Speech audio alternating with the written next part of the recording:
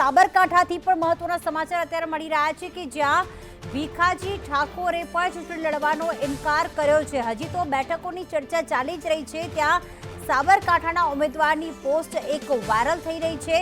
અગાઉ વડોદરાથી તો રંજનબેન ભટ્ટે નિવેદન પણ આપ્યું છે કે હું ચૂંટણી લડવા નથી માંગતી, પરંતુ અહીંયા ભીખાજી ઠાકોરની પોસ્ટ હજી વાયરલ થઈ છે, ઇનકાર કર્યો છે, અનિચ્છા દર્શાવતી પોસ્ટ વાયરલ થઈ છે। હવે આમાં તથ્યતા કેટલી છે એ એક મોટો પ્રશ્ન છે, પરંતુ બીજા ઉમેદવારે પણ ચૂંટણી લડવાનો ઇનકાર કર્યો છે તેવી માહિતી મળી રહી છે, કારણ કે એક પોસ્ટ વાયરલ થઈ છે ભીખાજી ઠાકોરની કે જેમણે કહ્યું છે કે હું ચૂંટણી લડવા માટે અનિચ્છા દર્શાવી રહ્યો છું। આજે ભારતીય જનતા પાર્ટીની દિલ્હીમાં જે બેઠક મળી છે તેમાં 4 બેઠકો જે હજી બાકી છે તેમના નામ પર પણ ચર્ચા ચાલી જ રહી છે। અને બીજી તરફ જોવા જઈએ તો પહેલાથી જે 22 સીટોના ઉમેદવારના નામ જાહેર થઈ ચૂક્યા છે, ફાઇનલ થઈ ચૂક્યા છે, પરંતુ એક બાદ એક ક્યાંક ચૂંટણી લડવાની અનિચ્છા દર્શાવી રહ્યા છે। હવે હાઈકમાન્ડથી ડાયરેક્ટ નિર્ણય આવ્યો છે અને તેમણે કહ્યું છે કે પછી આ રીતના પોતે અનિચ્છા દર્શાવી રહ્યા છે, પોતાની ઈચ્છાથી પરત ખેંચી રહ્યા છે, તે એક મોટો પ્રશ્ન છે। હિરેન, સાબરકાંઠાની આ પોસ્ટ વાયરલ થઈ રહી છે, હજી તો આપણે ભીખાજી ઠાકોરની ચર્ચા કરી રહ્યા હતા અને બીજી તરફ પોસ્ટ વાયરલ થઈ રહી છે, એના અંગે કોઈ અપડેટ છે?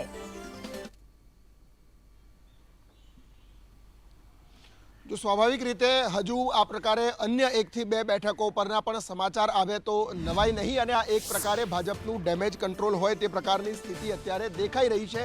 જે બેઠકો ઉપર ભાજપે ઉમેદવારો જાહેર કરેલા છે અને એ ઉમેદવારોમાં પણ ક્યાંક અસંતોષ હોવાના કારણે અથવા તો જાતિગત સમીકરણો છે, એ જાતિગત સમીકરણોને સેટ કરવા માટે ભાજપ આ પ્રકારનું પગલું ભરી રહી છે।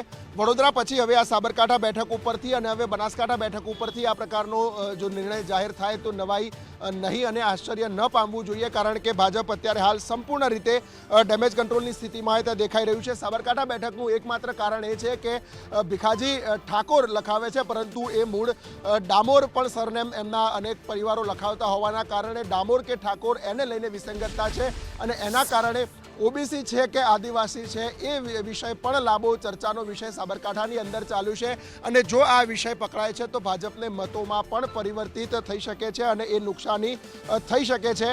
એટલા માટે આ ભારતીય જનતા પાર્ટી હવે ઉમેદવારો બદલવા માટેની પ્રક્રિયા શરૂ કરી હોય એ રણનીતિ અત્યારે દેખાઈ રહી છે। ભાજપમાં એકવાર ઉમેદવાર જાહેર થયા પછી ઉમેદવાર જાતે ક્યારે ના પાડી શકતા નથી, જો પ્રદેશ અથવા તો કેન્દ્રીય હાઈકમાન્ડની સૂચના હોય તો જ ઉમેદવારો ના પાડે છે, અને એની જ પ્રક્રિયાના ભાગરૂપે આજે સાંજે કેન્દ્રીય ચૂંટણી સમિતિની બેઠક થવાની છે, એ પહેલાં આ એક બાદ એક ઉમેદવારો ના પાડે છે। સાબરકાંઠા બેઠક ઉપરથી પણ ભીખાજીએ પોતાની ઉમેદવારી પાછી ખેંચી છે, ચૂંટણી લડવા માટેની અસમર્થતા દર્શાવી છે, એ કહી આપે છે કે ભાજપ ડેમેજ કંટ્રોલની સ્થિતિમાં હોય તેવું અત્યારે દેખાઈ રહ્યું છે।